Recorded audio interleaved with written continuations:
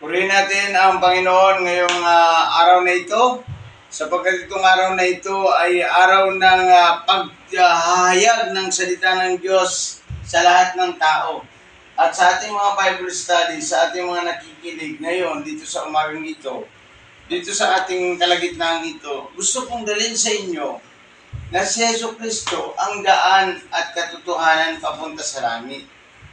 Kasi kapag si Kristo ang inyong naging daan, hindi po kayo maliligaw kailanman. Mga kapatid ko.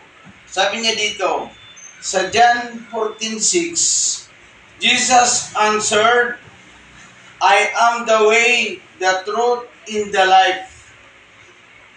No one comes to the Father except through me.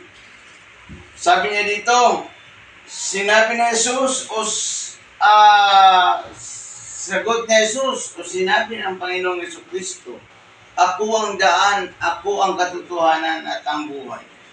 Walang makapupunta doon sa langit o doon sa Diyos Ama kung hindi dahil sa akin. Sabi dito, maliwanag na sinasabi niya dito, no one comes to the Father except through me, sabi ng Panginoon. Kaya maliwanag na maliwanag kung si Kristo ang gagawin nating daan ng isang tao. Kung si Kristo ang magiging daan niya, siya ang sasampalatayanan ng isang tao, siya po ay hindi maliligaw sapagkat sinabi ng Panginoon, ako ang daan, ako ang katotohanan, ako ang buhay.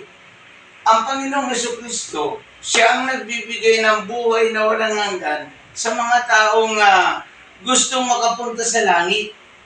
Ngayon, kung ang Panginoong Jesucristo ang gagawin yung daan para kayo makapunta sa langit, tama yan.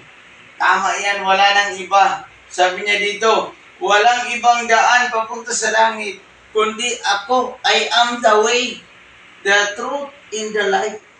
Ako ang daan, ang katotohanan at ang buhay.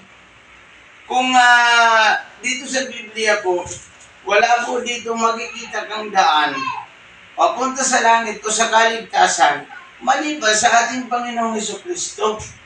Wala na po. Kaya dito po, ito pinatututuhanan ng Biblia na ang ating Panginoong Jesucristo lamang ang daan papunta sa langit. Kaya kung sasampalatayan natin sila, mga kaibigan, sasampalatayan natin siya,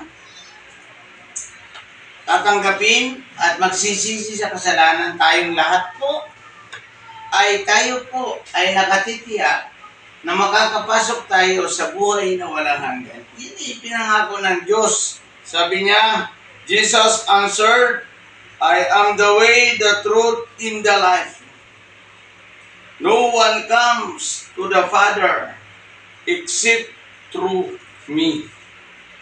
Sabi ng Panginoon, ay wala nang ibang daan papunta sa langit. Malibang kay Kristo, ay hindi po kayo makapasok sa langit. Kaya mga kapatid ko, gusto kong hamunin kayong lahat ngayong umaga, na tayong lahat na nandito sa mga Bible studies natin ito. Gusto ko po na ang lahat ay magsisi at tanggapin si Kristo para kayo ay makapasok sa langit. Yan po ang dahilan at tinuturo ng magandang balita ng kaligtasan. Ang magandang balita o good news ay yung ginawa ni Kristong pagliligtas sa lahat ng tao sa krus. Ang kondisyon doon, kung sino man sasampalataya sa Kanya, may buhay na walang hanggan. Kaya, tanggapin natin si Kristo.